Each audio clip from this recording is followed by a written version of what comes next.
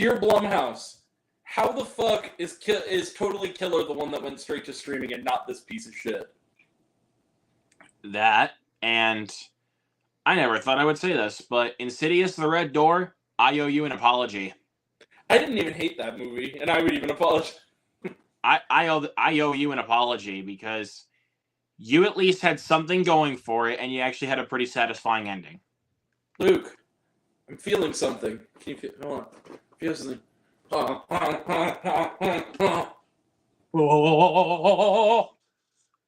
right. Do that thing, cocksucker. But This for real movie though, sucks cocks in hell. No, yeah. But for real though, do the thing. Where is it? Yep. Yep, it's Angry Luke and Grant reviews tonight. So yep, we're talking, and as you can tell by the background and also the title of the video and from the intro, we are talking about The Exorcist Believer. I don't like it. It's poop. It's poop. Poop. But yeah, Grant saw this movie on Thursday and did the solo review by himself In fucking IMAX. What the fuck? Why did that film go to IMAX? Why did that movie go to theaters? Why was that movie made? Like, okay. Why did this film go to theaters? And like you said, why was Totally Killer the one that goes to streaming and this one goes to theaters? Luke, have you seen Totally Killer yet? No, but I already know. It's legitimately really what you guys have said about that film, I'm like, this seems like my kind of movie. It's really good. It's kind of rad. It feels like the kind of movie they would have made in the 80s. I love it. It was really funny and really fun. Yes, I will watch that one here pretty soon. That's a lot of fun. This hey movie, Jared, though, neither are. Do it. Yeah, this is the wrong movie, dude. This is freaking Exorcist, aka Exorcist bullshit. The Fuxorcist Bereamer, I call it. Or basically the Exorcist bullshitter. The Exorcist bullshitter. Yes. Thank you. So, this film was directed by David Gordon Green, who has made some great movies. Like, let's be real. He's made some great films. Stronger, Pineapple Express, Halloween 2018. Come on. You know what, Luke? I think it's that time of the show, don't you? The puns that Grant wrote while sitting and watching this horrible piece of garbage. Yes. Let's do. The Exorcist, I believe this franchise needs to fucking die. The Exorcist, I want to believe that happiness can exist, but I'm starting to regret it by sitting in this movie. I want to die. And my personal favorite, like you said, the Exorcist Believer, and The Exorcist Believer, and my personal favorite, The Exorcist, I believe I want to kill myself. There you go. Or this, The Exorcist, I believe you pissed me off. The Exorcist, I believe David Gordon Green needs to go back to making indie movies and stop touching horror classics. Go back to the freaking days of Pineapple Express. The Exorcist, I believe that Ellen Burstyn deserves better, and I hope she got paid out the nose for this. Or The Exorder, believe der. The Exorder, believe der. Colon. Yes, or basically Mike says, The Exorcist, believe der. Oh, shut up, Mike. You liked this movie. Yeah, he did, dude. So shut up, man. You're not allowed in this chat. This is not the review for you. This is Angry Grant and Luke time. So, Luke. Also, I agree with this. How is this making more money than the creator?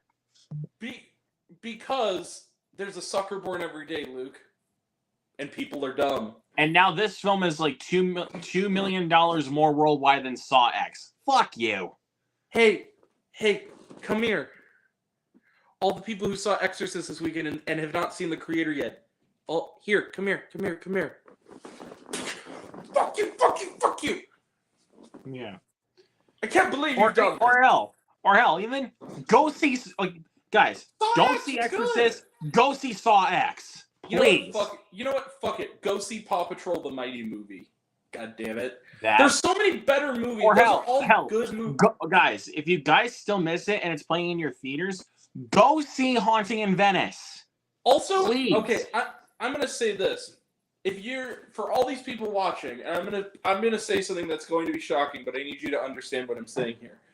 If you are someone who claims to be a movie lover watching this right now, and you have a theater, and you're not a reviewer who has to see everything like we do, and you're in a theater that is playing The Exorcist Believer, and when evil lurks, and you see The Exorcist Believer, you are not allowed to like movies anymore. You're not a film buff. You chose wrong. Wrong. Bad boy. And or girl and or non-binary pal. You liar. You're a liar. Yeah, you're a filthy liar. You need to go. This is not we're not either happy. go or go kick your either just leave or go kick your own ass like Jim Carrey and liar. Go touch I'm that. kicking my ass. Do you mind? For Christ's sake, man. This film Another sucks. movie that you could have watched. The Exorcist. All right, actually, hell, if you guys are bored and want to watch something if you guys want to watch something for rental, just go watch Bottoms. You know what? Okay, Luke, I'm gonna pull something out here. I'm going to give you a list. A list? Yes, a list. Hey, for those who are seeing The Exorcist Believer, I have a list here of movies that are out right now that you should rather go see that are either in theaters or on streaming. Fair Play, Florence, The Creator, Bottoms, When Evil Lurks, Talk to Me, Asteroid City, freaking VHS 85, Dumb Money. That movie is What, bombing dude? like a I'm motherfucker. even madder now since I had to see this that my theater didn't play Dumb Money. The Wonderful Story of Henry Sugar, Aristotle and Dante. There's so many better movies. The Angry Black Letter Monster just came out on Shudder. Like, come on, guys. If you guys When are looking Evil for good Lurks. stuff to rent that's gonna come to Shudder soon, watch Birth/Rebirth. I will. Please. And Saw X, Paw Patrol the Mighty Movie, Totally The Creator. The Creator. Like, there's so many. We are in a period right now where this year has had its share of good to great movies that are recent movies. But let's be real though, honestly. If you guys just really want a good movie to watch, just go watch Past Lives. Please. Just go watch Past Lives. Luke, have I ever told you you're my hero? Everything in life I wish to be. You are the wind. Bro, Past Lives is my favorite film of the year, so you're welcome. Past Lives is a very close second on my list of the best movies of the year. I love Past Lives. That is best of the decade. Good. Why were they spending this much money? Because they're fucking idiots. So hey, Universal, if you guys are watching this video, here, bend me your ear. Give me a puff of your smoke. How's that for you? Give me a puff of your smoke to make you to make me understand why this decision you made was actually a good decision. This was a terrible decision. I'll tell you why. In the words of the great philosopher and poet Eugene H. Krabs, I like money. But for real though, how was this even possible? Like, The Nun 2 made its money back within a weekend. Oh, wait a minute. I'm thinking of something, Luke. Hold on. Mr. Krabs movie is in theaters right now. Let me think for a second. Mr. Krabs is voiced by Clancy Brown, yes, who is in Dumb Money, which you should see instead of this. And he's good in it. Like everybody in that movie. Even though I'm not going to be able to see it until streaming, guys, just go see Dumb Money. Please.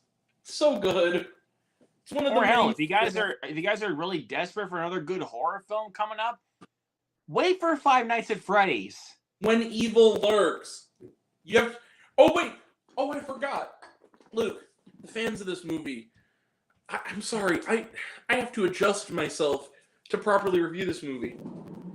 Excuse me while I make the proper adjustments. I don't like to read subtitles. I like jump scares. Subtlety is not my friend.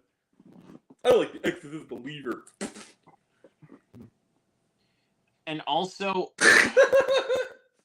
hold on one second here. For any fan, look, I'm just gonna say this. I understand if you guys enjoy this movie. That's fine. You have every right to like this movie. I don't.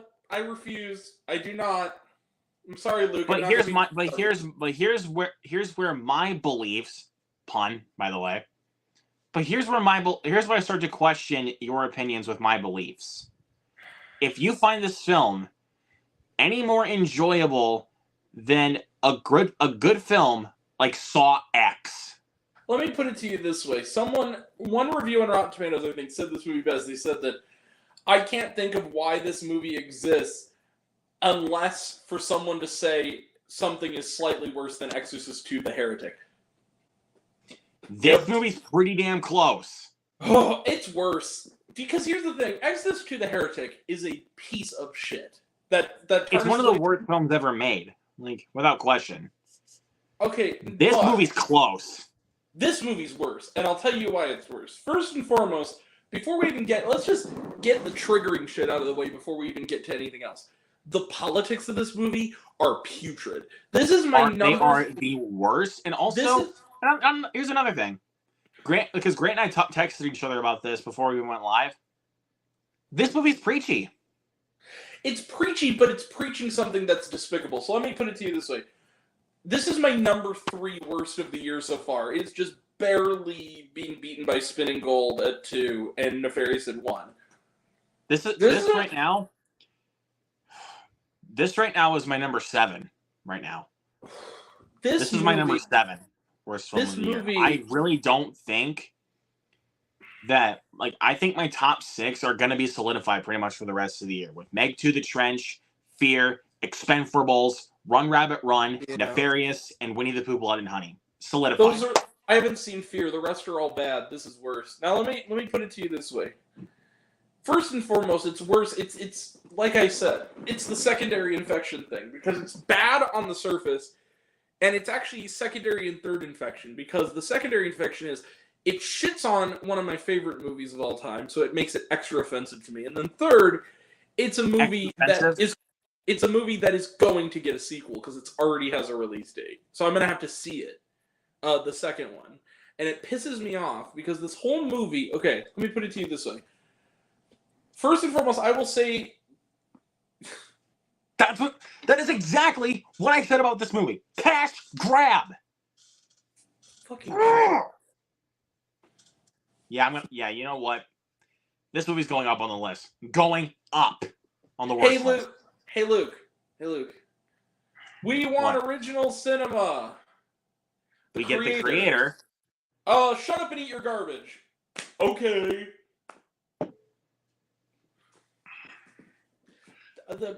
Look, man. The fuck off. This year has been really good. Has been somewhat good for horror films. Look at there's Scream 6 out there.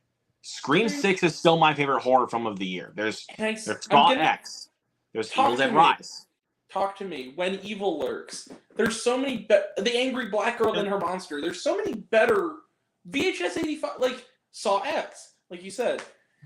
It's been good right now. Hell, I know it's not technically a horror film. It's more of a horror comedy, but Cocaine Bear. Right. Well, I feel that qualifies.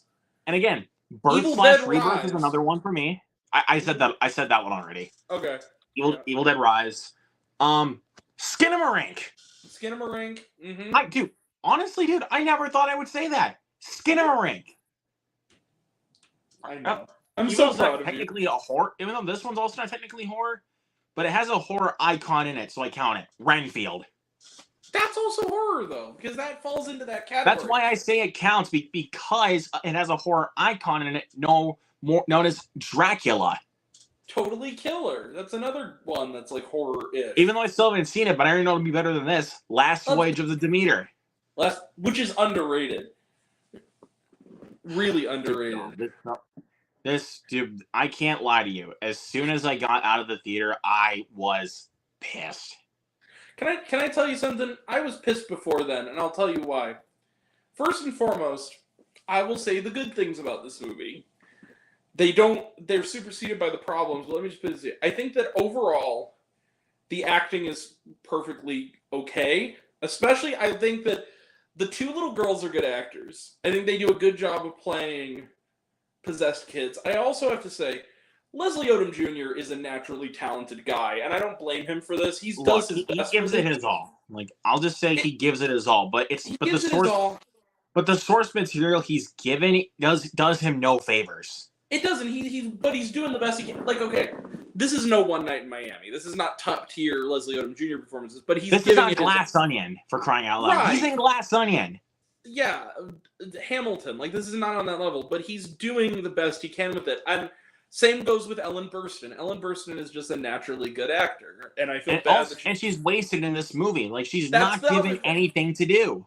That's the other thing. So here's my issue is. So why is she in this movie?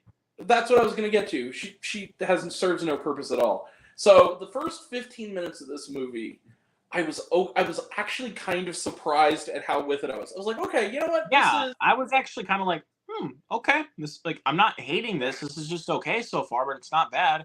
But as soon as I'm going to tell you this, dude. As soon as the possession stuff started, I mentally checked out immediately.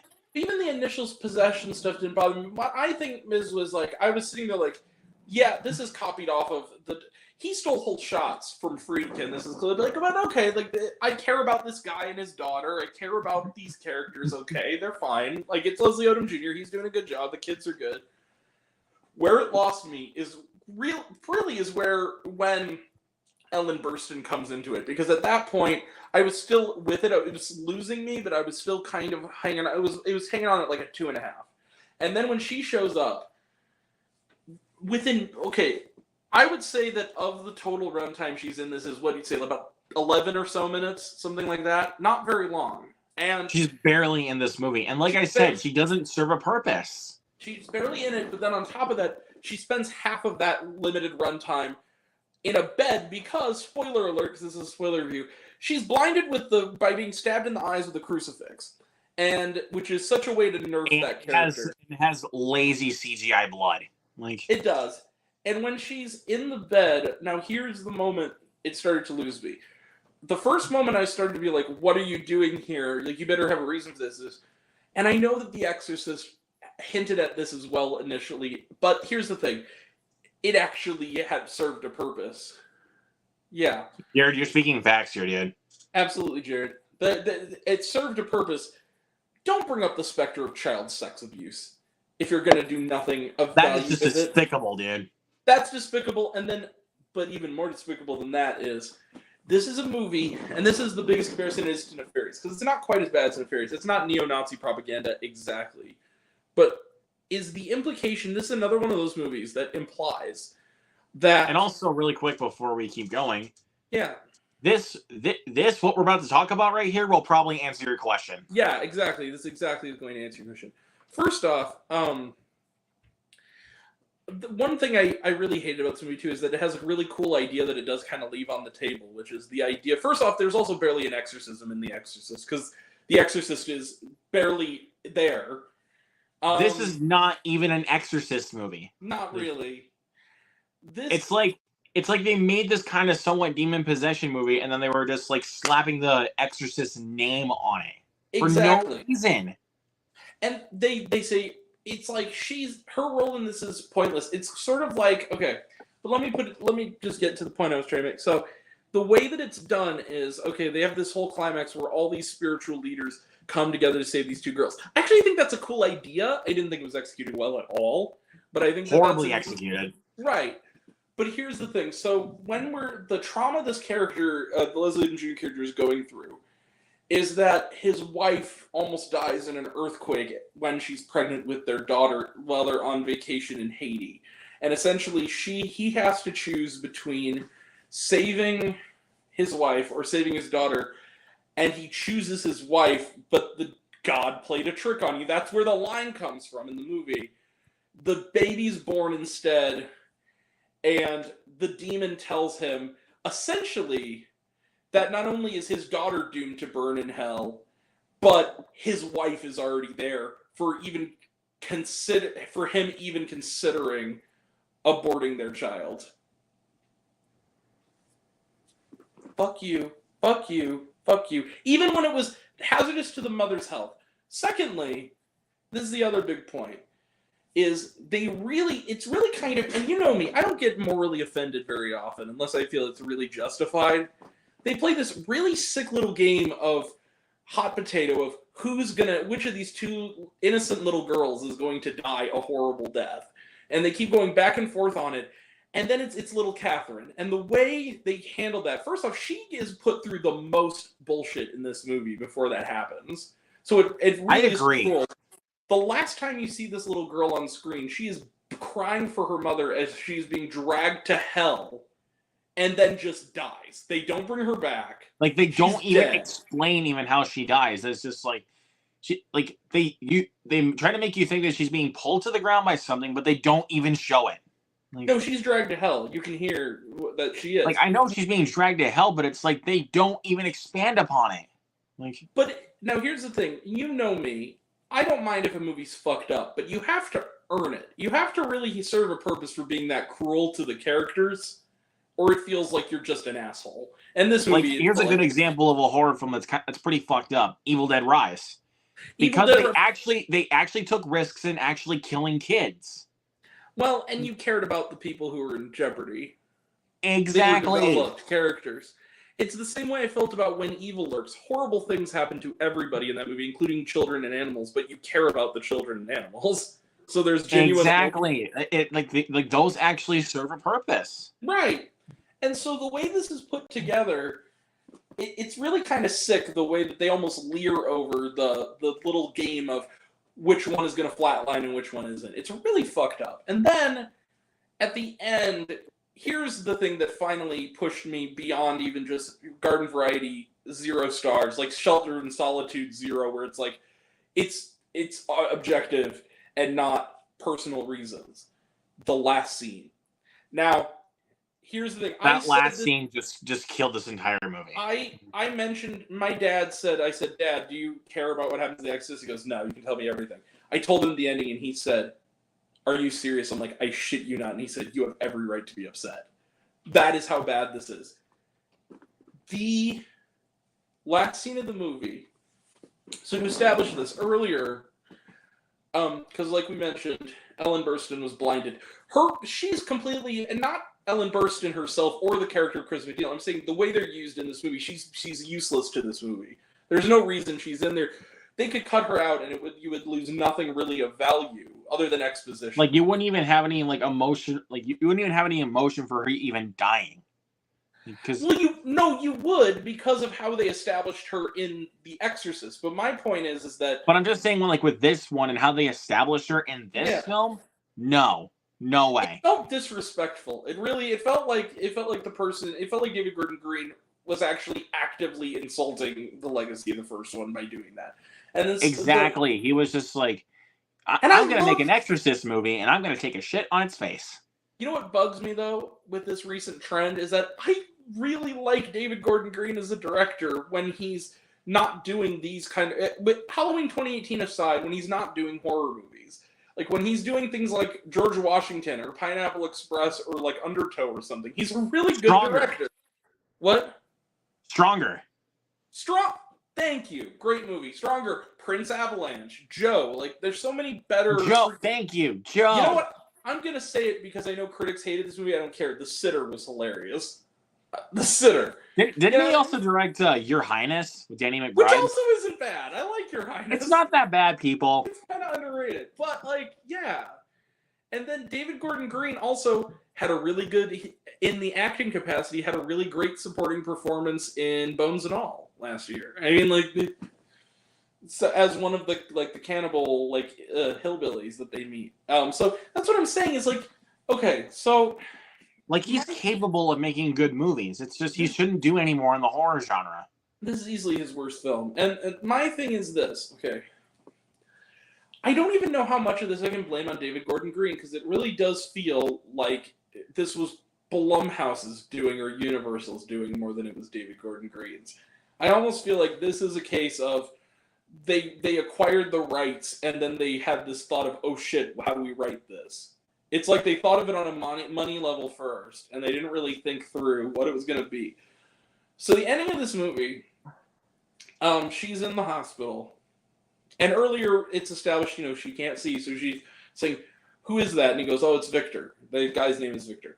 All right, so at the end of the movie, someone comes into her hospital room, and you're like, and you see it's a woman's hand, and I'm like, oh, movie, if you do this, you have reached this is the straw that finally cripples the freaking camel's back, right? Like it broke that just breaks the camel's back. It kicked the broken back of the camel at that point. When it kicked the bucket right away, dude. Yeah, comes in, and she says something to the extent of like, who is it? And then I heard a voice go, Mom, it's me. And then it bends down, and it's Linda Blair, and they hug. And I said, God damn you. And I said in the theater out loud, fuck you. And it was an IMAX, and nobody could hear me. Some of the people liked it. Some of the people were like, "Aw." When I saw it was Reagan, dude. Like seriously, when I saw it was Reagan, I was that like, pissed me off. You have got to be fucking kidding me. I said that is it. That is I want.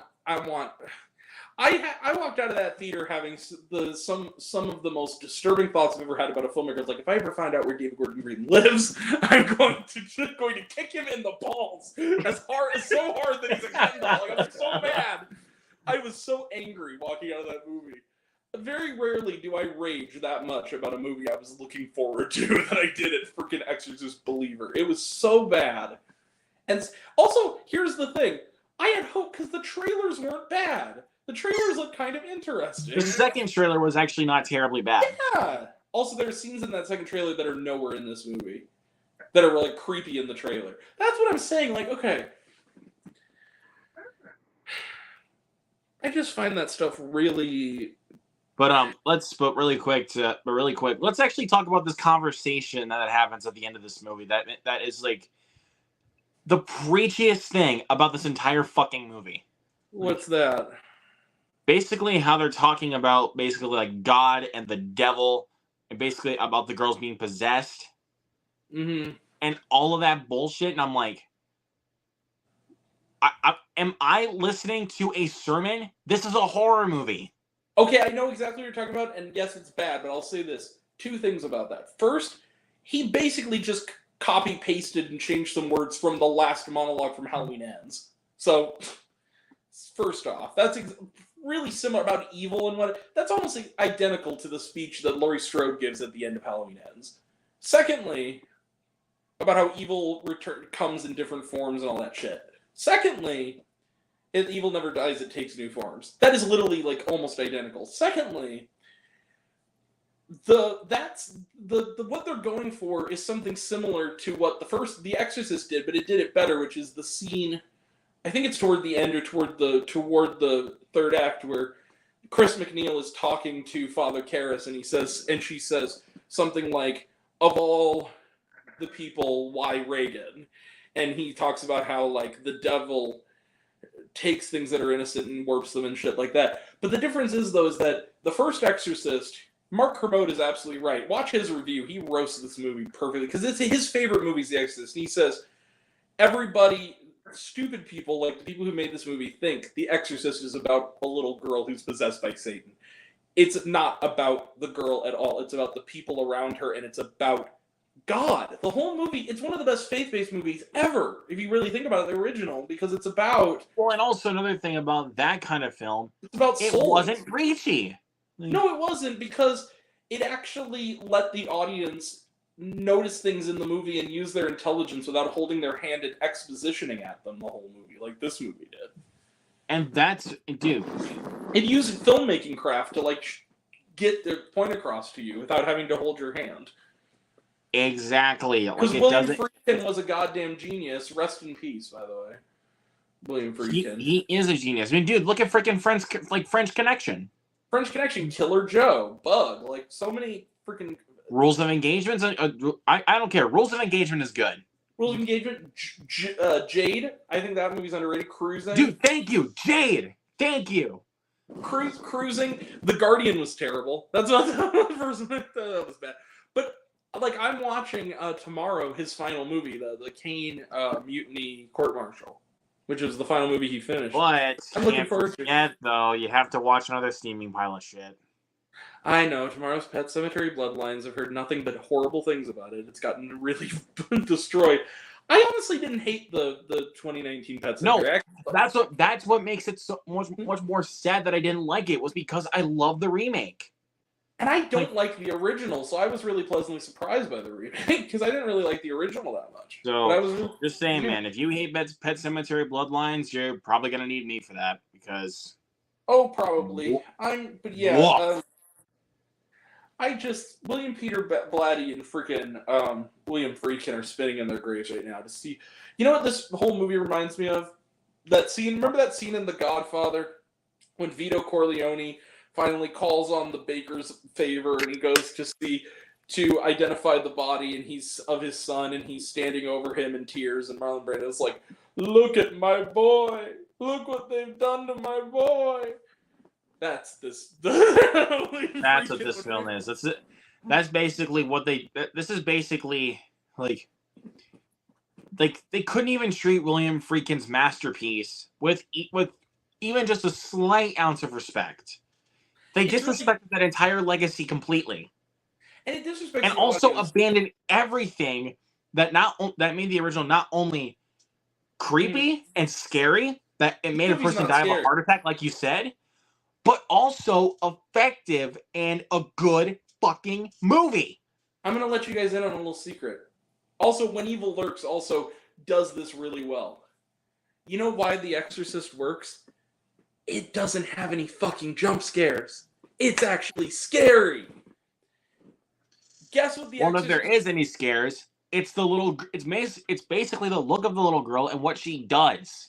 It's the sound design, though, that's in the movie. It's not like an artificial and jump scare. Yeah, and also the sound mixing and the sound design. That's what makes it creepy. Dude, this movie has so many jump scares, especially early on. I halfway expected a cat to jump out of a corner. I mean, it was so... Like, there was a moment, I think it was, like, literally... Someone was, like, walking to go... They were cutting to, like, someone making breakfast, and it wasn't just making breakfast, it was... Ah! It was, like, so sudden and just, like, why? Dude, like, after 20 jump scares, at least, in this movie, like, I wanted to make sure I had, like, a gun in my pocket and then just be like, shoot the projector for that. Because it's also, like, bro, what are you giving me? Also, why is this movie rated R? Okay, let me put it to you this way. The first Exorcist... Give me a fucking break. ...also had balls. This movie, the only people who may be able to like it are people who legally are not old enough to see it in a movie theater, which are people... Look, I'll give it this. I'll give you this. Oh. Grant, let me give you this. Yeah. Even though Insidious: The Red Door, which again I hate, is PG-13. Mm-hmm. That movie at least had some balls. Like, I'll give it that. Well, it had some balls. Well, and the thing is, like, PG-13 horror is not necessarily a bad thing when it's done well. But my point is this: look at the first Insidious. That movie literally had balls. The Conjuring. That was The Conjuring's rated R. Really? It is, yes. God damn, I'm surprised. Trying to think of another good PG-13. Megan. Well, Megan. To be fair, that wasn't really PG-13. That was an R that they cut around, but still, yeah, I liked that. It's still PG-13 though. Like, sure. So is The Expendables 3. Yeah, totally. No, okay, it's better than that. But don't get me wrong, it's better than that. But, like, man,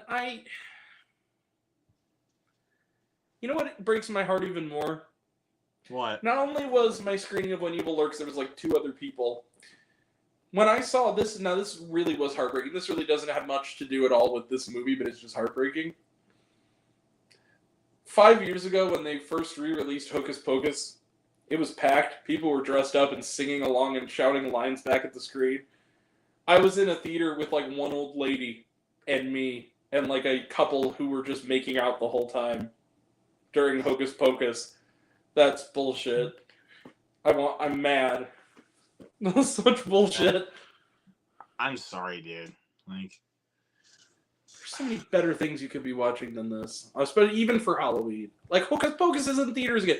Nightmare Before Christmas is going to be in 3D in a couple weeks, and in like a wide release. Like when Evil Lurks, like Totally Killer, VHS 85. There's so many better. Saw X. Saw X, yeah. And also, Grant, because I had to put myself through this piece of shit, FNAF I'm going to see that again this week. I'm seeing Saw X again. I've seen it twice already. Dude, like, I don't care if I've seen it already or not. I'm seeing it again. I don't care. That film rules. Honest to God, I liked it better the second time. I'm almost considered giving it a 5 the second time. You know what, man? If you give it a 5, honestly, at this moment, if you gave it a 5 right now, I would not be mad at all. Like, I would be perfectly fine with it. Because, you know what? Fuck it. It's a low 5. I'm giving Saw X a 5, though. I'll just tell you this. The only reason why I did not get a 5 for me, I thought the third act tried to cheat itself a little bit. How so? It tries to make you think in some ways, like, it's going to go this way, but then it does a cheat and it goes in a different direction that didn't really work for me. But see, I don't hold any Saw movie accountable for that because Saw, the content, the twists and turns in all the Saw movies are bad shit. That's kind of part of the fun. But it was just that twist and turn. I thought it cheated itself. I also thought that, similar to how I felt about Terrifier 2, I thought they were a little too overly cruel to Gabriella. She was kind of the one who didn't deserve it the most in the whole thing. But wait, which one? Gabriella, the junkie that even Amanda was like, had experienced that thing, says like, basically someone who's an addict who's desperate shouldn't have to go through this because they were just put in that situation. I think I might know who you're talking about. The one who gets radiated and has to like break through the freaking chains with like the hammer. Yeah. Yeah. Yep. That's right. Yeah. Speaking of Gabriella. Yes, that's Gabriella. Yeah. Speaking of Saw X, did you get the Silent Night trailer? Now that looks fucking awesome. No, I didn't. But what? But hold on. Let me look. I can probably tell you. I can tell you this though. I can tell you this. Even though the film's already out, which my theater probably should have known this by now, I got the it was already out by now, and it's already out on Blu-ray by now, but my theater does that sometimes, so. Yeah. I got the trailer for Cobweb. But actually, hold on a second. That's ridiculous. But I'll tell you this. For an upcoming movie that I'm actually looking forward to, that I got in front of Saw X, Hunger Games Ballad of Songbirds and Snakes. I'm actually excited for that movie. I don't care what y'all say. I'm cautiously optimistic. I haven't liked any of them since the first one, but I like them. I just don't love them. The first one I kind of loved. The other ones I was like, they're fine. Fair enough. But it's a prequel, so maybe it'll do something kind of new. It could do nothing but surprise us. Like, so do you want to do? Hell, it could even be the best one. Like, can we be done talking about Exorcist now and get to trailers? Because I'm kind of ready to say. Yeah, but also, I hate having to keep on saying this because it just keeps on pissing me off of how much people talk about this. Just fucking leave Rachel Zegler alone, please. Yeah. Just fucking leave her alone.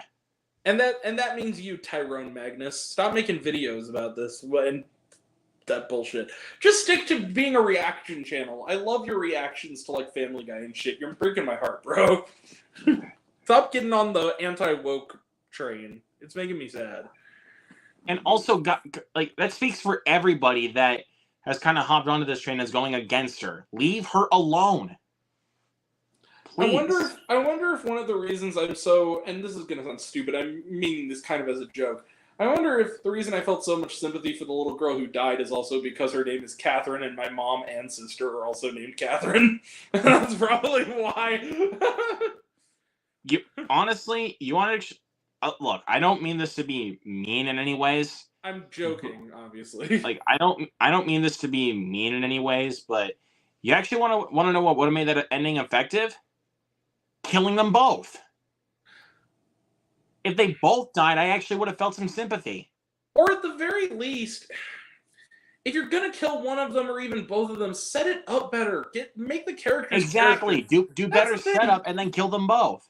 The fact that the girl dies in and of itself is not my problem. It's the way the movie deals with it. It's the way the movie gets And to also that they point. rushed the setup of killing her. Well, and also the other problem is that other girl, the one who dies, is barely a character. It's really more about the Angela girl, and it's frustrating because it also feels a little bit mean-spirited in a way that, like, it feels like the movie is also that choice kind of puts the movie at cross purposes, where it seems to want to do what The Exorcist did and be like, oh yeah, Jesus is awesome, but then also punish the girl who grows up in the religious household because she grows up in a religious household, and it would be kind of ironic and funny to have her be the one that goes to hell. And it's really, that's kind of stupid and fucked up. Despicable. Despicable. Yep. Is what that is. Anyways, we're done talking about this piece of shit. Let's talk trailers. Can we score it first? Fuck this movie. But yeah, on Cody, for talking about Cody Lynch's scale, fuck this movie. Do you want to go absolute zero first? stars. Do you want to go? Yeah, I want to go through first with trailer trash, or should I? I always get fewer, so. Okay, go ahead. So I got the trailer for. Wait, let me just try to make sure. Okay, got the trailer for Poor Things for the 4th time. I'm very excited for Poor Things. I love Yorgos. Anything that man touches, I'm here for. Love that. I love that man. I cannot wait. Argyle, the new Matthew Vaughn movie, looks fucking awesome. That looks like a lot of fun, dude. And Sam Rockwell's in it. Like, not just Sam Rockwell, everybody. Dua Lipa, Bryce Dallas Howard, Henry Cavill, Bryan Cranston, Samuel L. Jackson. Dude, as soon as I saw Bryan Cranston, I was like, "Yep." Dude. I don't even have to be convinced to even watch this movie. Bryan Cranston's in it. You know what I loved watching it too? It feels like the craziest and most unexpected hybrid of Kingsman and Nim's Island I've ever fucking seen, and I'm here for it. That's literally what and also, but wait a second, who else is in it? You can't see him.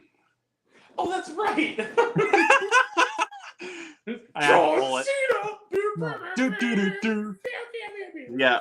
So yeah, when I had to pull that joke because yes, John Cena is in that movie. Do you really want to taste it? Best opening credits ever. But how can he taste it though if he can't see him? I think they're talking about his cock. I think that's the deal. God damn it. John Cena, hit me up. No, he is hunky though. Anyway. Dude, he's buff as fuck.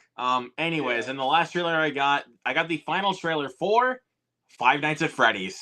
That's all you got? Those 3? Okay. But I'll say the highlight though, easily Five Nights at Freddy's. Yeah. So what I got here's a good idea for your trailer trash. If whatever one really if it's one you see for the first time or anything like that really stands out, make that your pick. Yeah. That actually would be kind of nice. I didn't have a lot. Okay, hindsight, yeah. Oh no, I had about 8 trailers. Let me see. Well, this one, I don't know if it's going to be good, but it just kind of caught my attention. I got a red band for a movie called The Beekeeper. Did you see that trailer with Jason Statham, David Ayer's new movie, where it's Jason Statham, and he's like oh god, no, John Jason Statham again. Well, but here's the thing. It looks like it might be so ridiculous it's fun, because it's this guy who... Okay. As long as it's along those lines, good.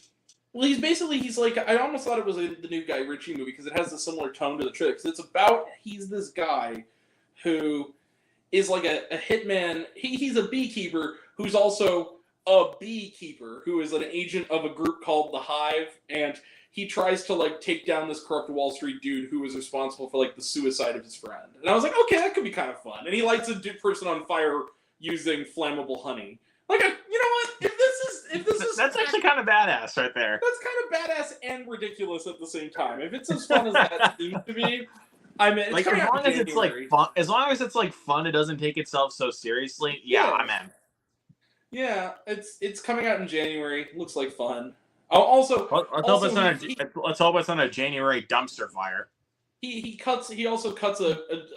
rips the hand off of this tech bro and then ties him to the back of a truck that he launches off a bridge. Oh my god, that's awesome. It actually looks kind of fun.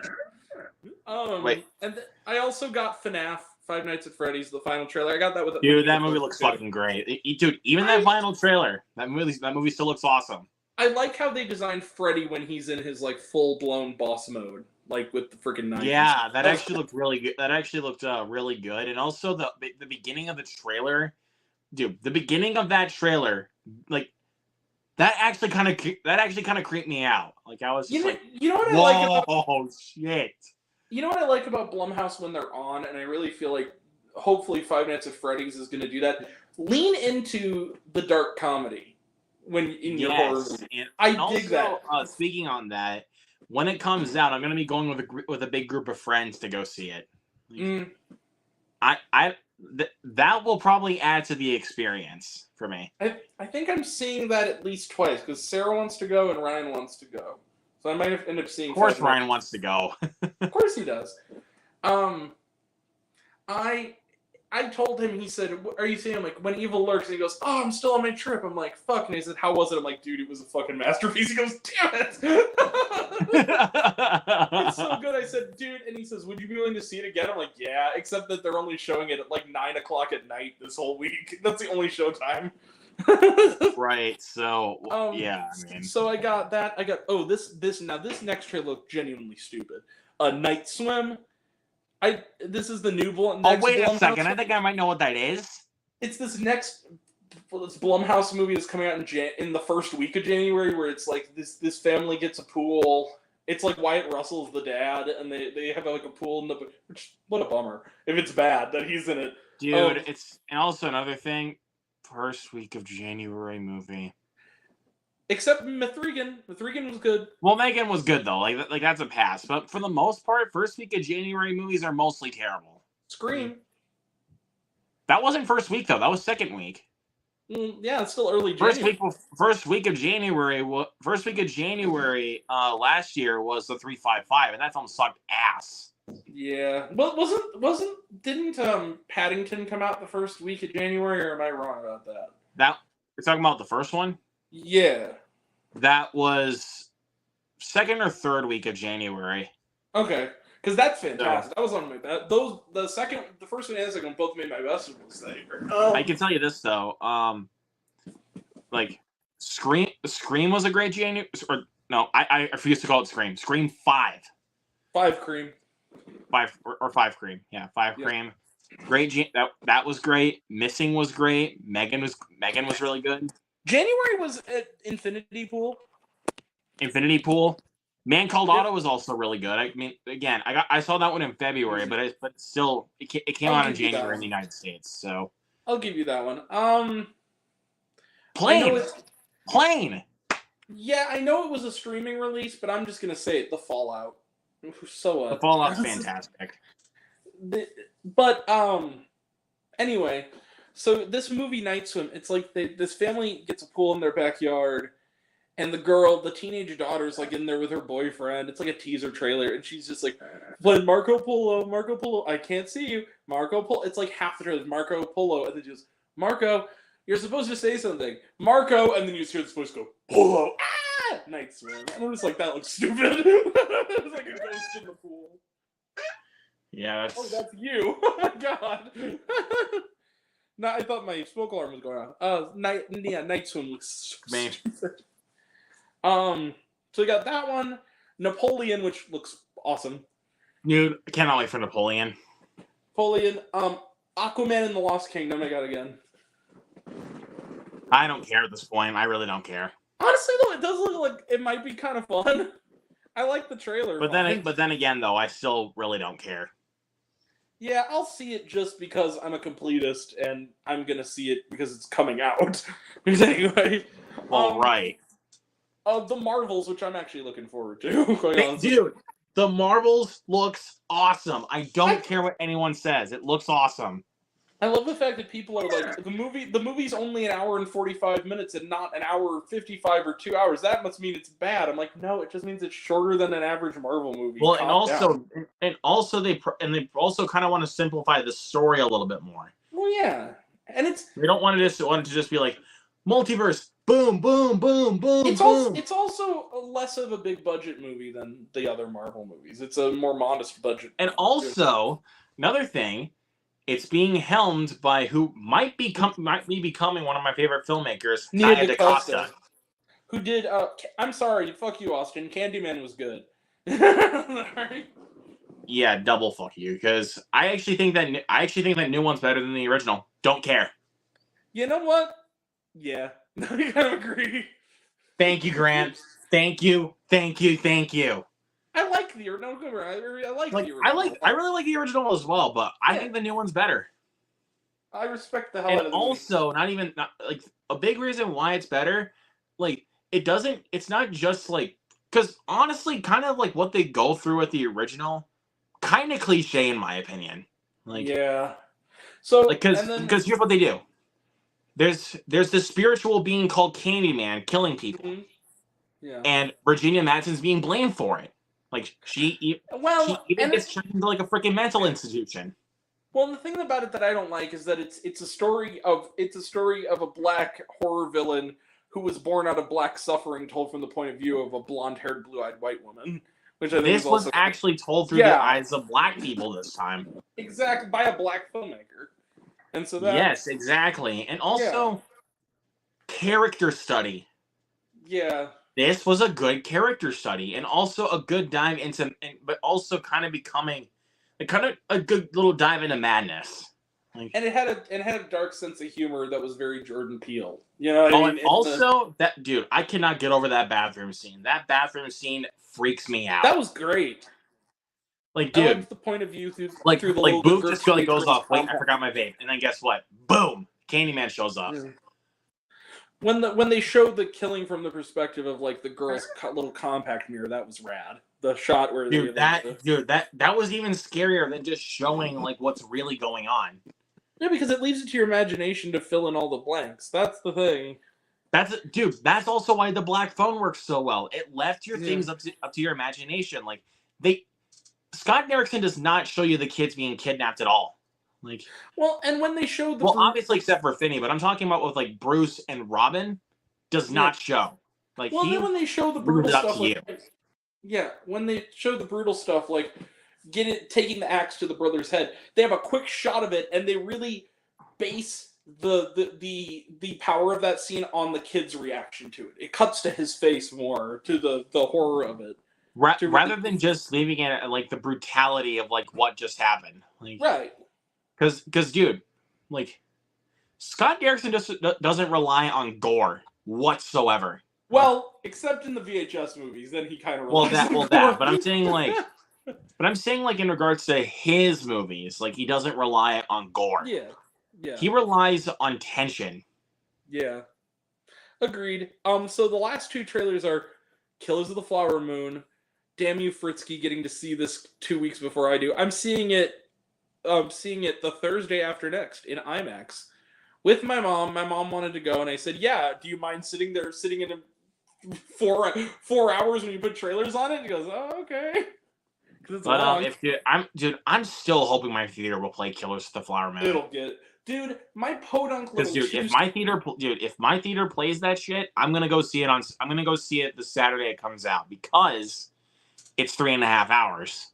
Yeah, I'm going Thursday, but I'm going at 2:30 in the afternoon. So that makes sense because it's a long movie. But also here's another thing. The reason why I have to go at like a Saturday afternoon to go see Killers of the Flower Moon is because it's 3.5 hours.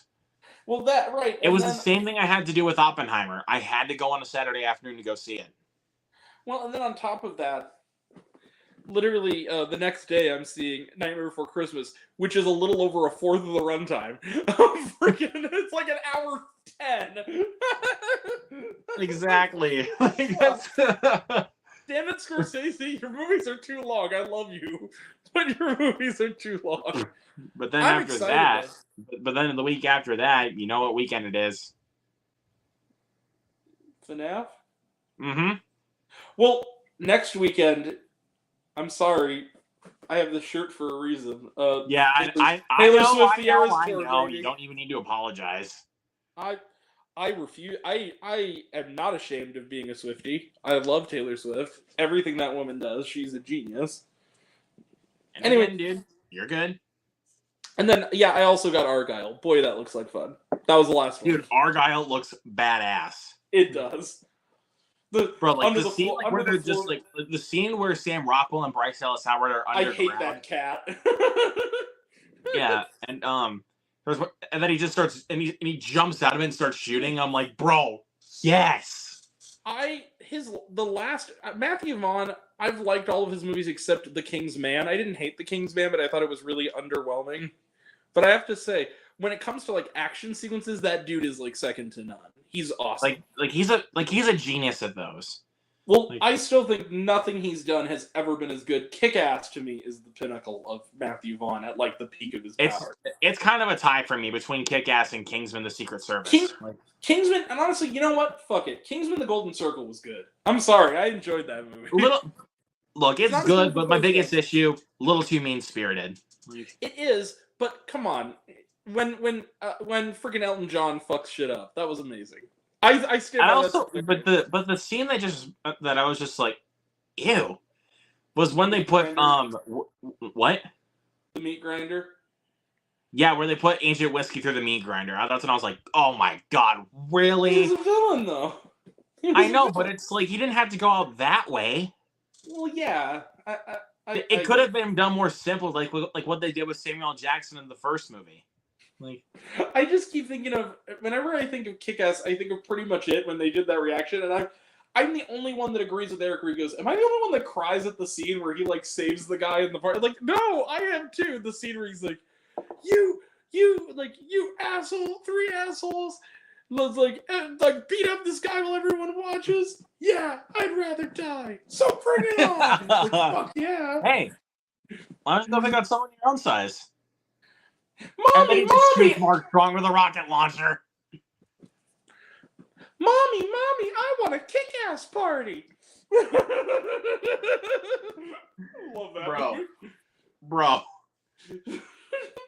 And also, that was, I think, correct me if I'm wrong on this, but wasn't that the debut performance of Chloe Grace Moretz? It wasn't her debut, but it was her breakout. She was in 500 Days of Summer before that. Oh, yeah. And Diary of a Wimpy Kid, the first one.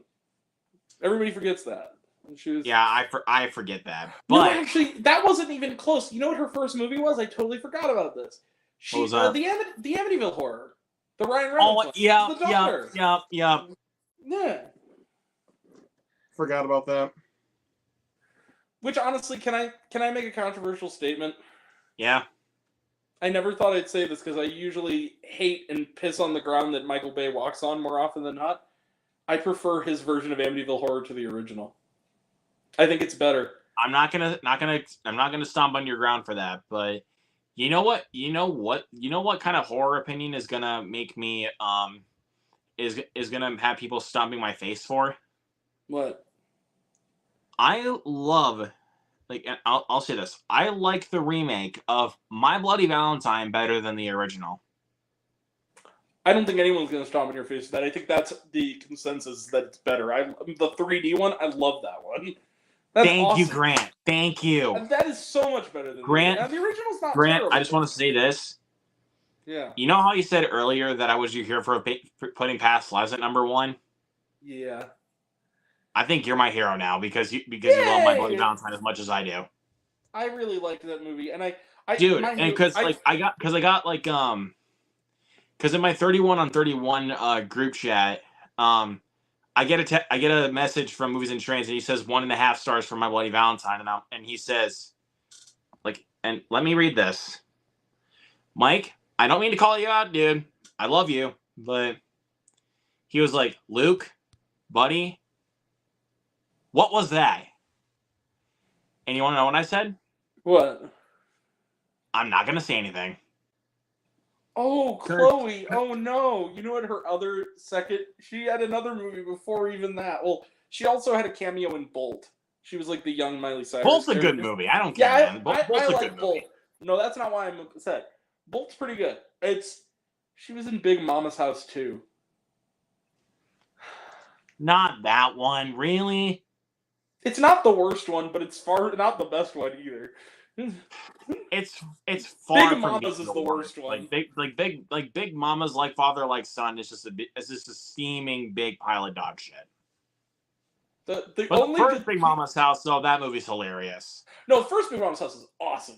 The Giving Bird's like, I need a plumber's friend and an oven mitt. We got caught under the lion. Hey, Big but Mama. then again, though, I'm gonna oh, say. Hi, But then again, though, I was even gonna text this to my 31 on 31 group chat, like when Mike texted me, Luke, what was that? I want to be like, I ain't gonna explain my shit to you, because it's like, bro, I love that movie. I have more fun with it. What do you want me to say? That was my first triple feature in the theater. Was My Bloody Valentine 3D, followed up with Hotel for Dogs and Paul Blart Mall Cop. Weirdest triple feature ever. Weirdest triple feature ever. But you've already done the weirdest double feature, which was Lyle Lyle Crocodile and Terrifier 2. Like, that one, and you know what? You had those double features where it's like the first movie is so for example, Expendables and Dumb Money, where the first one is god awful and the second one is one of your favorites of the year. So I know another one on your end. What? But to reverse that, Guardians of the Galaxy Volume 3 and Love Again. The Inventor and Camp Hideout would also go in that, one of the best of the year and then one of the very worst ever in EVs. But yeah, But also you said that you saw. But then I also remember you saw one of the worst films of the year, like, and then your favorite film of the year in the same week. No, there was one day where I saw. Actually, that was the weirdest triple feature because two of the movies were Weinstein movies. They were like the last two that Weinstein made. It was so. I saw one of the best movies of the year. I saw one of the best bad movies ever, and then one of the worst movies ever in the same day. It was on Labor Day weekend, and it was of 2017. In one of them, to be fair, was a movie that took a couple weeks to get to us. But first off, I should note that same weekend I got to see Close Encounters of the Third Kind on the big screen. Now that's a movie. Fucking A. That's a fucking masterpiece. That movie's awesome. Anyway, but the three I saw were I started strong. The first movie I saw, I started with the best and I ended with the very worst. Wind River was the first movie I saw that day, which was awesome. Wind River was. It's hard to watch it now, knowing it's a Weinstein movie, considering how it has a pretty disturbing ass rape scene in it, in the middle of it. Dude, that might be terrible. Dude. Like, speaking on that, that one, like, I think it's between that one and The General's Daughter that I think are the most terrifying rape scenes ever in a film. Like, I'm guessing you haven't seen The General's Daughter. I have. I would say that Blonde comes pretty close. Also, the scene where but the way that also, I'll put this out there because I know you've seen it. Fair Play has a pretty disturbing one, I have to say. Dude, you're making me more scared to watch it now. It's really good, though. Okay, it's really good. Like I said, I put a trigger warning in my review for that very reason. Yeah, like I realized trigger warning, and I was like, I gotta be mentally prepared to watch this. Like, it's really good though because it's doing. I think that no scene. Oh, like yeah. Speaking on also pretty harsh ones. What's up, Josh? By the way, the girl with the dragon tattoo. Yep. Agreed. No, you know what the most disturbing one ever, and it's not a movie, it's a TV show. The season 2 finale of 13 Reasons Why is. I actually almost threw up. It was so disturbing when Tyler gets raped. You want to know another one that actually really shocked me, even though you don't really see it very very well. The Last House on the Left. Oh, now see, that one is disturbing. Do you know what I'm talking about, right? Well, I'm assuming you're talking about the original because it's the good one. No. Oh, the remake. Remake's not terrible. It's not as good as the original. I was saying the remake because I said you can't really see it very well. Like, yeah. But the remake though, but that scene actually really got me. I really like the remake. Me too. I think it's an admirable attempt to retell that story. I just think the original is one of the greatest horror films ever. It doesn't hurt the legacy of it. It's not like Exorcist. Oh wait, isn't there another one I'm forgetting? Probably The Hills Have Eyes. The remake of that wasn't great. I like the original a lot. No, the like I was remake's speaking on rape scenes though. Like, isn't there one with Oh, where the hills have eyes? Like, that's the one with like the maybe I honestly maybe I blocked that out. Let's move on. Let's not further demonetize yeah, you. let's not further derail on that. But So what I was sorry gonna for say, any of you sensitive viewers for that. yeah, trigger warning. So well, it's too late now. But Wind River, as ironic as it is now that it's a Weinstein movie, tragically, it was a great movie regardless. The second movie I saw that day is one of my favorite bad movies, Tulip Fever. I saw that in a theater, Never even heard of that movie. which is surprising. Not a lot of people have it, but the cast is stacked. It has like freaking Christoph Waltz, Alicia Vikander, Holiday Granger, Dane DeHaan, Cara Delevingne, Zach Galifianakis, Matthew Morrison. I'm not kidding you; they're all in this movie, and How did I not know that? and it's directed by the writer of Shakespeare in Love. You're shitting me. This is a real movie. So this movie is a movie that Weinstein acquired and filmed like 4 years before it came out, and they franken that movie. They took a movie that was clearly a 3-hour like costume drama Oscar movie, put it on Labor Day, and cut it to like 90 minutes. It is there are scenes missing from it. It's hilariously inept. It is so bad. It's set in Amsterdam. It came out in 2017. It's set in Amsterdam, and it's about this like it's an erotic drama about this romance that sparks between Alicia Vikander and Dane DeHaan, this affair that happens in the midst of the tulip boom that goes on in Amsterdam, where everybody's like throwing their life away for like tulip bulbs. I'm not kidding. This is a real movie that got a wide release. It is shocking. That's surprising. It turns into a Three Stooges skit because there's a moment because in the movie Alicia Vikander is in a loveless marriage to Christoph Waltz, and he's the best part of this movie because he constantly is trying to get her to give him a son, trying to get her pregnant, and she's like, "Ooh, are you ready, dear? If my little soldiers are ready, my little soldiers." Get out of here. Yeah, no, this is a real movie. I'm not kidding you. I'll send you the info. It's on Netflix, I think, actually. I will add that to the watch list then. It's hilarious. But there's a moment where Holiday Granger, who's like the maid, gets pregnant by like her husband or boyfriend, and she's working in the house, and she agrees to basically do this scheme that implies do this weird cockamamie scheme of like her baby is going to be adopted to Christoph Waltz so he won't realize about the affair. And so there's a scene where Holiday Granger, who's actually pregnant, is covering herself up. Alicia Vikander puts a pillow on her stomach to look pregnant, and they're all running around the house trying to like help Holiday Granger give birth and get the baby to Christoph Waltz before he figures it out. And it's like a slapstick comedy, but it's taken seriously. It is so funny. I don't know what happened to this. Anyways, I dig that A. It is bizarre, but I loved it. Grant, I was just trying to do the thing from the Three Stooges. Hey, where's your dignity? Yeah. Right out. Where's your dignity? Mind your P's and Q's. Don't forget to dot the I's. Certainly. My mom, as a practical joke, my mom said, "Hey, Tulip Fever, should I watch it?" And I was just like, "Yeah, you totally should. It's awesome." But I wasn't lying. I was just omitting things. She goes, "Okay." She watched it. She says, "That is one of the worst movies I've ever seen." And I said, "You said it was awesome." I said, "I didn't tell you how I thought it was awesome."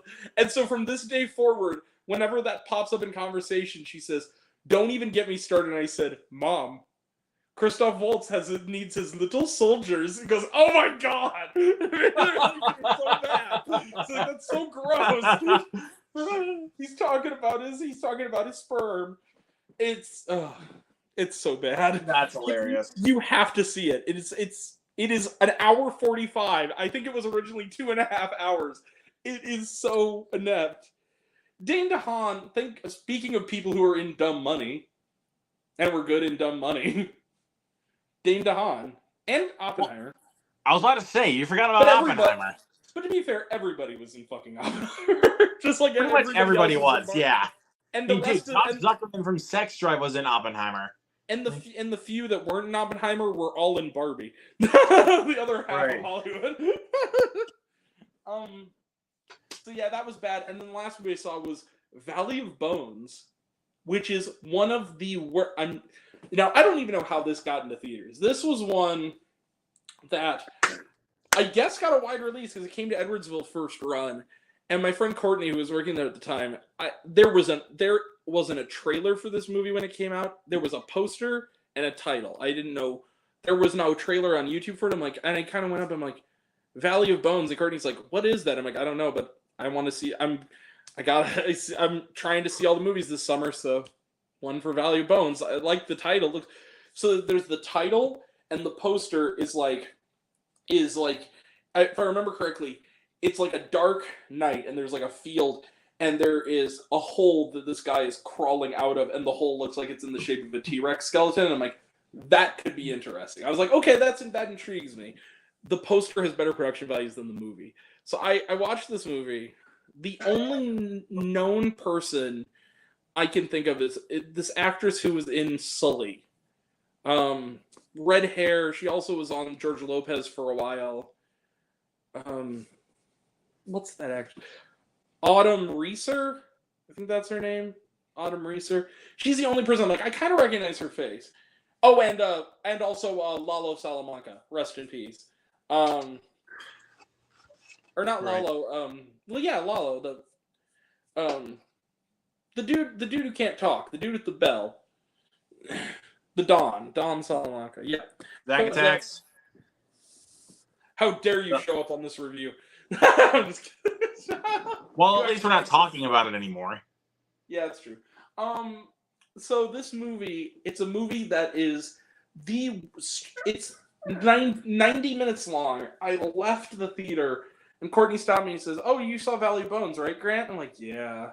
I was kind of mad. And she went, "What was it even about?" He goes, "I don't," and I was like, "I don't know." I'm like, "Well, did you watch it?" I was like, "Yeah, I just spent 90 minutes watching it. And I still don't know what the fuck this was about." It's this movie, and I literally turned to her and she said, "Was it that bad?" I said, "Let me put it to you this way. It took us a month to get Wind River. We still haven't gotten Brigsby Bear. The fact that we have this is a personal fucking insult." I was so angry. She's like, "What?" I'm like, "Oh man, I hated this movie." It's a movie that is set in like South Dakota, and it's like a drug. It's like a bunch of movies in one. It's kind of trying to be Jurassic Park, but it's kind of trying to be Breaking Bad, and it's also trying to be an anti-meth movie, but it's so bizarre. It's set in and it's a Western kind of. It's set in South Dakota, and it's this woman who's she's a paleontologist, and she's estranged from her like dickhead of a son, her little 9-year-old little twerp in this movie, and he's living with his grandpa, and so like they go. She's among the people going into they find this Tyrannosaurus Rex skeleton somewhere in the middle of the South Dakota desert. Okay. Right. So they go to do it, and then all of a sudden, this drug don, this meth head who seemingly is a good guy, is a friend of hers. In order to protect his family and to get more drugs, he has to pay back this drug dealer. And when he finds out that the bones are worth a lot, everybody's fighting over this skeleton as if it's worth trillions of dollars and it's going to pay off all these debts. It's really weird. And so he goes to give this to Don Salamanca, but then as it goes along, all of a sudden he goes from being someone who's an ally of the mom to literally with nothing trying to kill her and the kid at the end. And there's a moment where the mom sings the kid to sleep, All the Pretty Little Horses. That's his lullaby. And so he'd be he's fucking 10.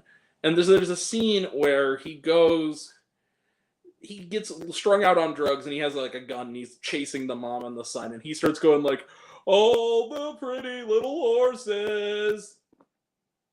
Fuck you. They're chasing it. And then the movie, here's the ending of this movie. I remember it vividly. The mom's "Oh, we gotta stop this. We gotta stop this." And the kid's "We can't give up, Mom. We have to get those bones." And so they go, and there's a moment where she accidentally drops her car keys inside of the skeleton, in the rib cage of the skeleton.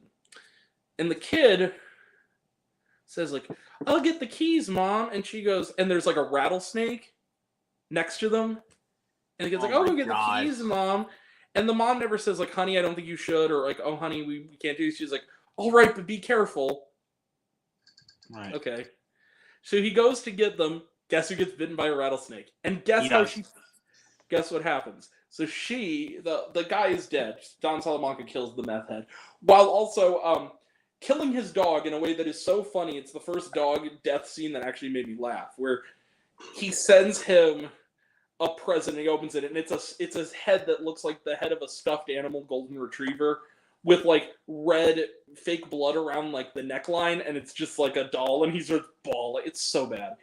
The whole movie, so the ending of this movie, the kid is like dying. She grabs an EpiPen, sticks it in his arm to get the venom out. And then you don't see him again. And then the last shot is they're sitting on the mountaintop, like holding each other as mother and son, and he's fine. And it's all happily ever after as they watch the sunrise, and they decide to repair their relationship.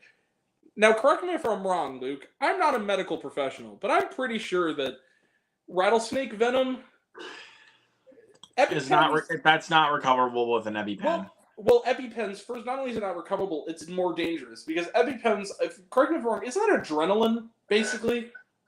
That's morally meant for allergies. No, but what I'm saying is that has adrenaline in it, which helps stop when an allergy situation happens. So when you have rattlesnake venom in your system and you mix it with adrenaline, I think that could actually make your kid's heart explode. I'm pretty sure that's probably, yeah. So I'm pretty sure that's not safe. You're a bad mom. Yeah, fuck look, that. If the twist was that she just wanted to kill the little bastards so she didn't have to deal with them anymore, then I would actually give the movie 5 stars, because I want to do the same thing.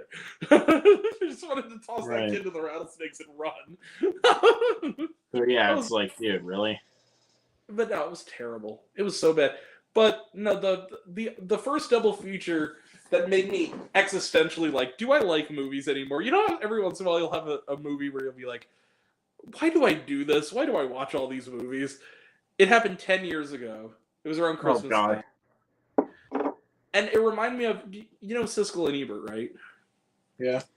There was a review, I believe it was the one, it was like She's Out of Control or something, which was this really bad movie with Tony Danza that Siskel and Ebert reviewed that came out the same day. They saw it the same day they saw Say Anything, which they liked.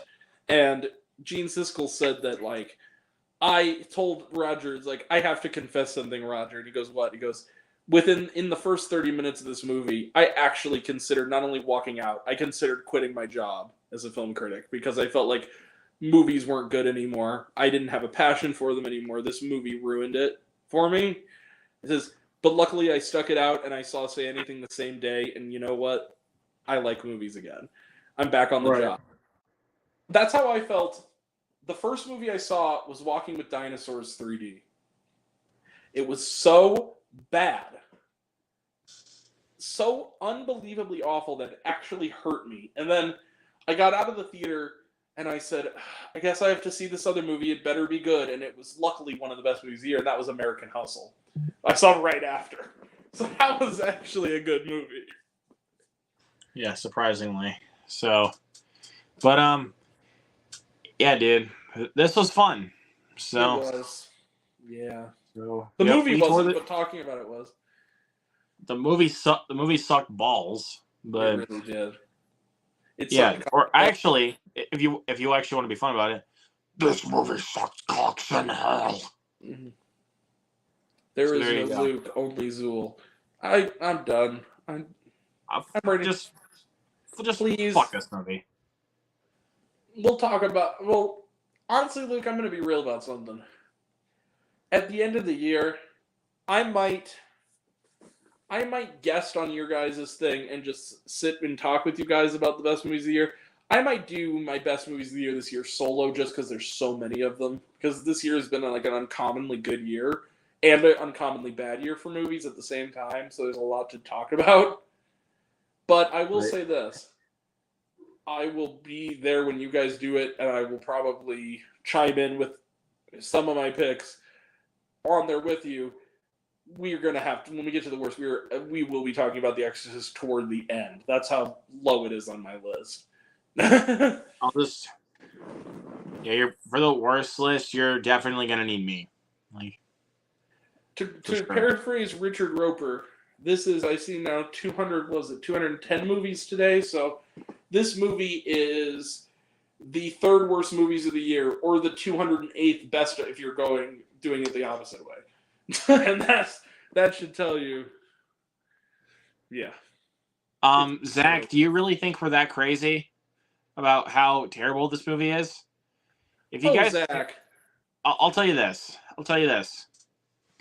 If you guys think that Grant and I are exaggerating our hate for this movie, then I have to say. there's a 20% Rotten Tomatoes. Okay, Oh, Zach, that was passive aggressive. He posted his review as we're doing this. I feel like he did that so it'll pop in our notifications just to spite us. Wow, Zach. God damn it, Zach. I love you, but that was low, my friend. No way, dude.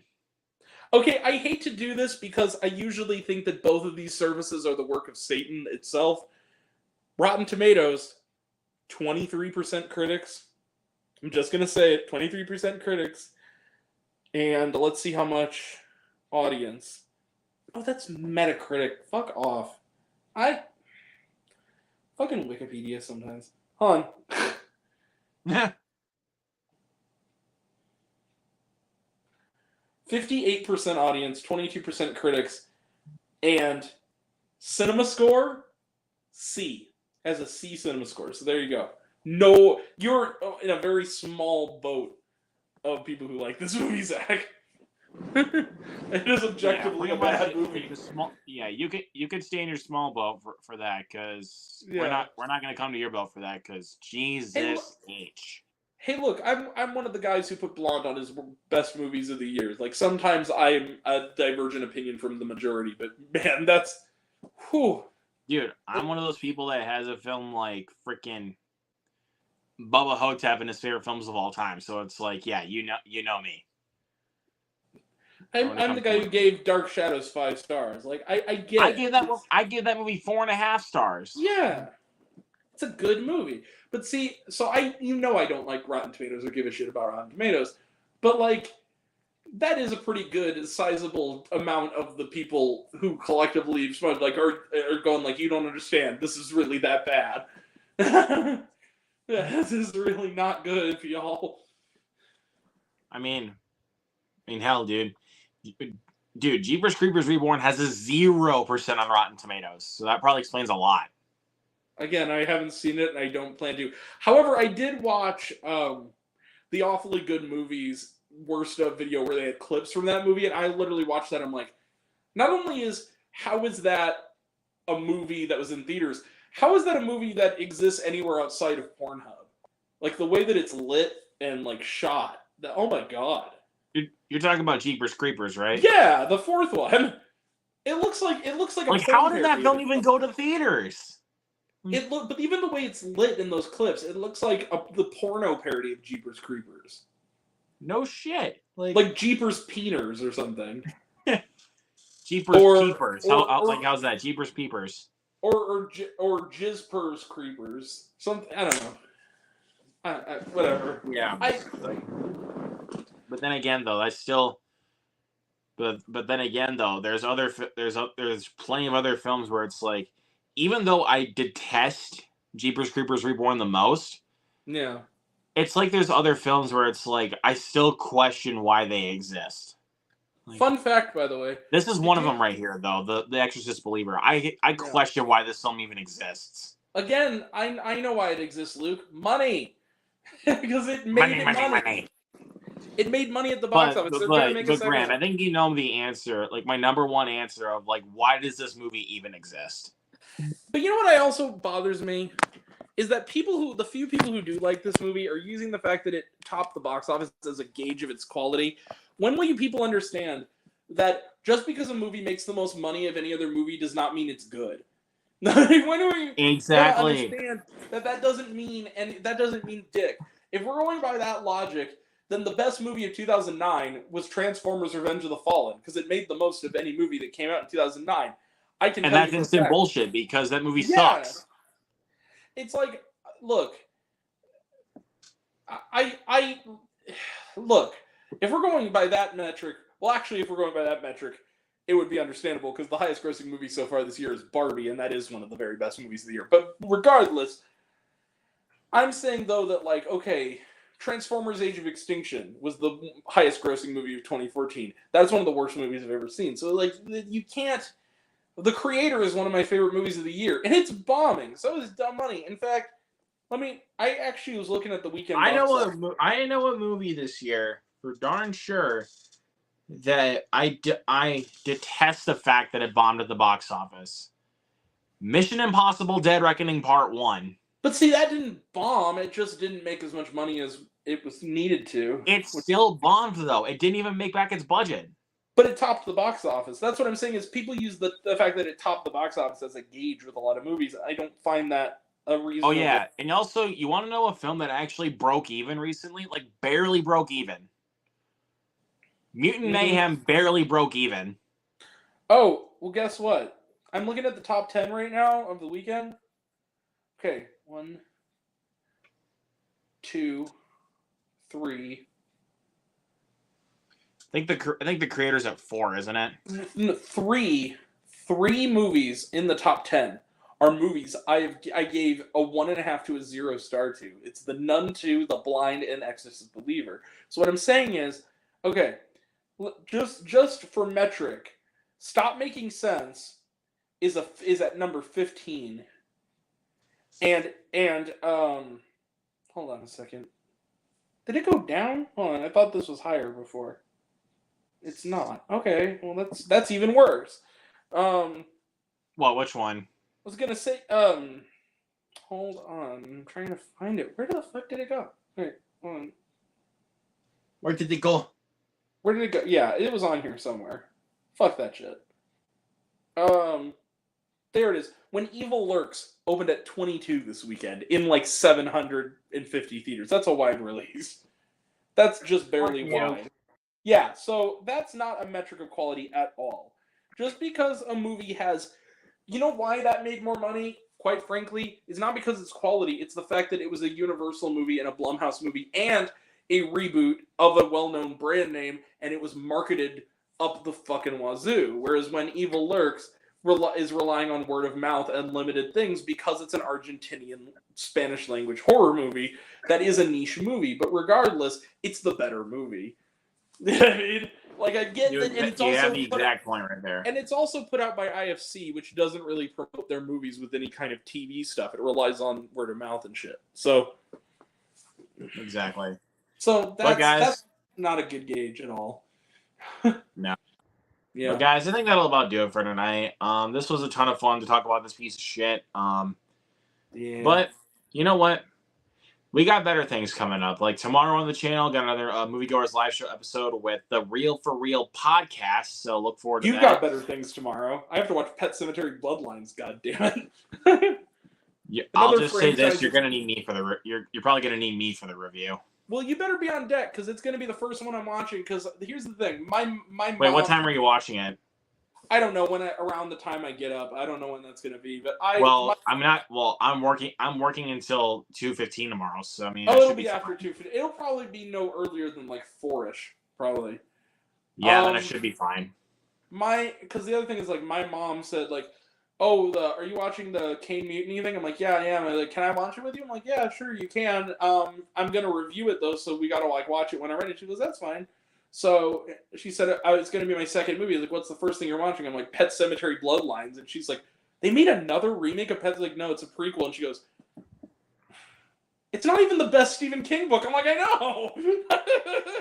Exactly. But also on Tuesday on Zach's channel. Can I ask you something real quick? Sorry, don't mean to interrupt. What's it even about? Like, what character carries over for it being a prequel? Is it about the groundskeeper when he's like a kid or something? Like, what's it actually about? I honestly don't even want to tell you because that movie just fades. Okay. I'm Is it not. that? So I'm not even gonna tell you. Okay, fine. Sorry, man. Just That's fine. I'd say I'd rather find out, but I'm afraid that when I find out, it's gonna piss me off. it probably will. To be honest with you, it probably will. Yeah. All right. But Go ahead. but also on Tuesday on Grant and I will be over on Zach's channel because Terrifier 2, baby. yes, and then Which I'm about to see again in the theater in a few weeks. yep. Then on Thursday, Trick or Treat Fools. We're doing a watch along for Medea Halloween. Oh yeah. I gotcha. That's why I was doing the tagline from the movie. Trick or Treat Fools. Have you seen Medea Halloween yet? Of course I have. Oh, okay. I just want to make sure because has Zach now? Zach, if you're still here, and I don't think you are, how have you seen? Was this your first time watching Terrifier 2? This will be. Oh, that's why he was questioning. He goes, "It's that long?" I'm like, "Yeah, dude, it's 2.5 hours. It's fucking long." Because I have an appointment at 9, but I'm gonna have to bounce then. But it'll be plenty of time. We just got to watch it straight on. Yeah. Yeah. For sure. Because but yeah, I think we'll be fine by then. Yeah. But let's see. What else? Next Saturday, watch along for Renfield. Still trying to get a panel packed for that one. I'm bummed I'm not going to be able to make it because that would be a lot of fun, but I'm not going to be able to make it. But you're a Swiftie, so I'm not going to blame you. It's okay. And I also can't refund my ticket, so it's $20 out down the drain if I skip that. So. So yeah, it's okay, dude. It's okay. Yeah. But hey, maybe like on another day or so, maybe you and I could just call each other up and then just watch it again. Like that wouldn't be too bad. Well, or we could just like do another watch along on my channel too at some point. That wouldn't be too bad either. Because if somebody asks me, "Hey, dude, do you want to join for a watch along to Renfield?" I'd be like, "Hell yeah!" Because dude, I fucking love Renfield. I don't care. When I went to see Renfield with Ben won the comment contest. Did I tell you what he told me? Is when Ben Schwartz turns to the dark side and he's like extra vampire. I said, "Oh, I said something like, "Oh, Sonic, what have they done to you? What have they done to you?" And he turned to me and he said, "James Marsden fucked him up." I was just like, "You win." Hey, Grant. What? Do you think I need guns to fuck you up? Let's do this. What the fuck? It's like Aquafina just comes out with a shotgun and he's like, "The fuck?" Fuck you, Kyle. Also, if you guys are out there still complaining about the CGI blood, freaking watch Blood and Honey and then compare the two. Okay, but the other thing is the CGI blood is part of the joke. It's meant to be. And also another thing, you guys. Here's another thing. It's a comedy. Well, and I also feel like that choice is also to harken back to the kind of chintziness of the effects in movies of like the 30s and 40s that are like that are like monster movies back in the day. I think that was an intentional choice to make it silly. I can't lie to you, man. That makes so much sense. I know, right? Like that actually makes a lot of sense. But people don't understand that. Well, like we were talking earlier about how like Hocus Pocus is back in theaters. Hocus Pocus, those effects are 30 years old, and there was a lot of animation inserts and like matte paintings. They still look good. They don't look natural, but they work in the context of it's a movie, it's a fantasy, go with it, and it's part of the fun of it. You know? Exactly. And the whole joke of the CGI blood in Renfield, that's the whole joke. Like. Also, I know that Hocus Pocus has its fans and its detractors, but I'm sorry if you don't think that bus driver dude is hilarious. You got to get out more. Bobo, I'm in trouble. What, I'm in trouble. I love that. Have you seen Hocus Pocus, Luke? Of course. Classic. But I was gonna say though, dude, I remember, dude, the scene in Renfield that just made me go, like I'm not gonna lie to you. I didn't really have any idea what I was going to be in for. I thought it was just going to be a Nicolas Cage Dracula movie. But as soon as I saw the scene where Nicholas Hoult punches a serial killer's head off and it goes into Ben Schwartz's car, I was like, oh, so this is the movie I'm in for. He rips the dude's face off too. That part was genuinely like, oh my god! I like out loud. Like, That's in the apartment fight scene, aka my favorite scene in the movie. When he screams like, oh dude, and he freaking puts his foot up against the guy's chest and rips his arms off. He punches Ben Schwartz so hard that all the blood and shit in his body comes out both ends. No, he gives no. As a wise man, Joseph Gordon-Levitt once said in Inception, give him the kick. Like, man, for anyone wondering if there was ever a person I think who could play me in a movie about my life, Joseph Gordon-Levitt is the first person I'd choose. So like I said, like dude, he gives him the kick, and dude, this is actually kind of something I want to do, like with the watch along. Whenever it gets to that kick, I just want to yell, fatality. Because it literally looks like a Mortal Kombat kick. Yeah, I was watching a video someone made where it was like, and someone made the comment of like, ironically, this video would get an R if they put it into the MPA, was the best F-bombs in PG and PG-13 movies, and they have all the essentials. They have like the one of my favorites is, I think it was like Intolerable Cruelty, where they're like, I will have the green salad, please, and then we're just like, what the fuck else color would it be? That's great. The best ones are they do like they forgot my fucking birthday, whatever. The one from Be Cool where they talk about I say fuck that, The best one by far is I'm trying to remember what it was. It was from they do the night, Beetlejuice, nice fucking model, honk honk. The best. I'm Bruce Nolan. Back to you, fuckers. That's a good one. I'm trying to from Bruce Almighty. I'm trying to remember what were we talking about just before this? Totally slipped my mind. I was gonna. We were talking about Renfield, and we were talking about Joseph Gordon-Levitt. It was 500 Days of Summer. It was the scene. You've seen 500 Days of Summer, right? Of course. Okay, great movie. So. Clark Gregg is his boss at the green card company. Agent Coulson, he goes, yeah, you made this card. You're like, yeah, I did. He goes, I don't think it's gonna sell too well. He goes, oh yeah, why is that? He goes, well, let's see. It's like, roses are red for my Valentine. Roses are red, violets are blue. Fuck you, whore. Because he just got broken up with. Like, damn, dude. Damn.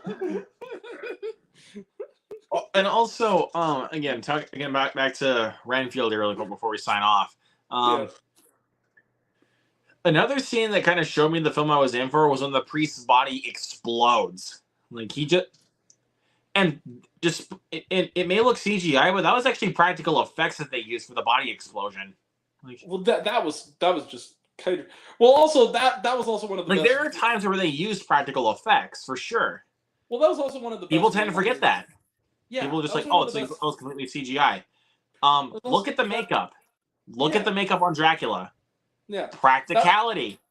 But back to the priest for a second. That also is the single best joke in the movie as someone who grew up Catholic. The thing about it goes, you can trust us. He goes, we're the most trusted group in the entire world. The Catholic Church. And he gives him like he's like, okay, that was funny. Oh yeah, and also, dude, I can't lie. Like the way that Nicholas Hoult or Renfield, but he's played by Nicholas Hoult. People, come on now. The sequel to The Weatherman is weirder than I thought it would be. By the way, dude, I love The Weatherman. Yeah, it's good. I like the. I was gonna say though, when he starts using the guy's arms as weapons, he even uses one like spears, like he throws them in a javelin. Zach, that now you're just being passive aggressive. Stop. Wait, let me see this. He put it in the group chat, the freaking video, his freaking review of it. Wow, Zach. Wow. We love you, bro, but damn you. Yeah. Anyways, but you know what, guys? I think that's about it for tonight. Yeah. That's a perfect closer. So yeah. Grant, go ahead, plug your social medias and tell us what you got coming up. Oh, yeah. hi, it's me. I'm on everything, including TikTok. It's now public. So yeah, Raised on Popcorn with Grant is just about everything I'm on. If you follow me on Twitter, I'm not calling it X. Fuck you, Elon. Um, I'm currently under this. I change my name every month. Currently, it's Count Grantula because it's Halloween and it's for fun. So yeah, Count Grant, the movie and TV guy. join us tomorrow. We're going to have reviews of Pet Sematary Bloodlines and the Kane Mutiny Court Martial, the final film from William Friedkin, who directed the good movie called The Exorcist. And next week is Taylor Swift The Eras Tour, really, on my channel. I mean, that's the only thing. And Dark Harvest, I think, are the only two. Also, if you follow me on Letterboxd, every day in the month of October, I'm reviewing a different horror or Halloween movie or special, like I've done for the past, I think this is like my third or fourth year, 31 movies of Halloween, so go check it out. One of them is this horrible piece of shit. I think it's number 5. So yeah, go check that out. And like, subscribe, and if you're coming from my channel, like and subscribe to Luke. He's cool. Brother, utmost respect for you. Same. And dude, and again, we're nearing it at 500 subscribers to you guys. So if you guys can get me there by the end of this month at least. Yes, please. But if not, goal is by the end of the year. So yeah, that should be the stretch goal, is that like by the 31st, we need to get you to 500 so we can end the year on the right foot. Yeah, you're right. Because and guys, I've been doing videos for over 2 years now. Like, wow. So it's like, you guys got to know how much work this is. Like, and I mean this with all due respect to you guys. I still only have 327 subscribers. I have been doing this for almost 3 years now. So yeah, but you'll get there though, Grant. You'll calm down, man. You'll get there. It's okay. Yeah, it's as okay. long, dude. Like, dude, I got your back, like always, dude. Oh, I know, buddy. I'm proud of you. I'm happy for you. Truly, I am. I'm really happy. Also, AMC Edwardsville, if you're getting this, I know that it's very unlikely. So, Fallon, if you're listening to this, please get Dix the Musical in 2 weeks. I really want to see it on the big screen with an audience. It looks hilarious. Oh yeah. Speaking on, I'm pretty sure my theater will play it, but again, I'm not too confident. Because I know it's also a big studio movie. Rio Grande Theater, Worthington. Get Thanksgiving. Please. It's gonna be in every theater, bro. That's gonna be look. But here's the thing. I'm just saying though, in case they don't do it though, because my theater never got dumb money. Yeah. Like, it's gonna be like they hate A24, they somehow hate Lionsgate, and now they hate Sony. Well, because it's like, dude, because my theater didn't play Sisu, they didn't play the Blackening, they didn't play Joyride. They got the worst one out of the 4 trailers. Yeah, I was gonna say, but they got Expendables. They got Expendables. Yeah, but again, like I said, out of the 4 trailers they got for John Wick Chapter 4, they got the worst one, About My Father. But here's the thing, I feel like I gave About My Father a little bit of a break simply because I saw it right after seeing Kandahar, and I hated that movie so much that I was kind of like, this is just a sitcom, but it's fine. I'm not laughing a lot, but I'm smiling enough. I don't know. It was fine. You and I are opposite, dude. You and I are opposite with those two. I liked Kandahar, hated About My Father. I hated Kandahar. Kandahar was like unacceptable. It wasn't releasable as far as I was concerned. The way it was edited and the way it was like, it was also kind of racist. Let's be real about it. It was a little bit racist. Are you sure about that though? That's like calling the Covenant racist. Yeah, I am, dude. The way that they portray the Middle East in that movie is kind of fucking unforgivable. But that's fine. It's fine. Well, I like the movies, so I mean, I'm not going to judge. You have every right to. But my thing with your theater is, with Killers of the Flower Moon, is that I feel like you're going to get it because The other theater near me, which I've never been to, or I went to it when it was called something else, the Alton Theater. It has like 3 screens, and one of those screens is going to have Killers of the Flower Moon in a couple weeks. They're already selling tickets for it. So if Really? So if the little podunk cheap seat theater near me is getting it, you're probably going to get it. Okay, I mean, I hope they do. Yeah. It's going to be a huge But movie. but the one that's really going to baffle me if they don't get it is going to be Napoleon. Like, but see, both that of those will baffle me. But those movies also, I think you're going to get them because they're blockbusters. They're both They're both like, and they're both released by big studios. Big studios, but then also they cost a lot. Like Killers of the Flower Moon is like $200 million budget. So I mean, yeah, and dude, that movie was released by Paramount. And the thing is, I actually Napoleon is released by Sony. But here's the thing that this and Argyle all have in common: they're all co-produced by Apple. But the thing is, they're released by major studios first, so they can get wide theatrical releases, and then eventually they're streaming home as Apple, which I actually think is a good strategy. I kind of wish Netflix would do that. Getting major studios. But the problem is, if my theater doesn't play them, I don't have Apple TV Plus, so I'm not gonna be able to watch them. That's true. But honestly, though, I know you say you very rarely can go out of your way to see a movie. Killers of the Flower Moon is going to be one that it's going to be totally worth it, though, to go a little out of your way if you need to see that one. I'd be really maybe, but again, we'll see what happens. Yeah. But guys, I think that'll about do it for tonight. We will catch you guys on the flip side. Peace. Take care.